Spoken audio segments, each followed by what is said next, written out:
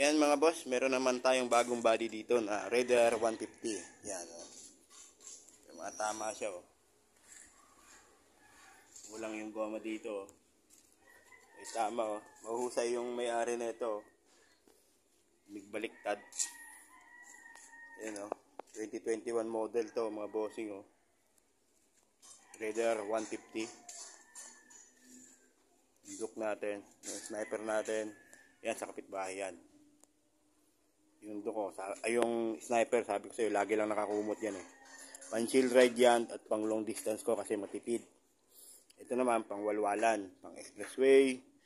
Pwede din pang long distance, pero mas maganda pang long distance to kasi kahit pa paano tatakbo rin to ng matulin itong sniper. Hindi nga lang nakakapag-expressway. Ayan. So, hilig ko, naging hanap buhay ko.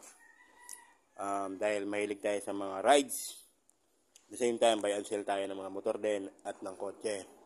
At yung pagiging on-call driver ko, on-call driver natin ay on-call ba? On-call. Nakakapunta ako sa iba't ibang lugar. Mapa Visayas, Luzon, Mindanao. Luzon, Visayas, Mindanao. Nakakarating ako doon na libre at may bayad. So, at the same time, kumikita rin ako.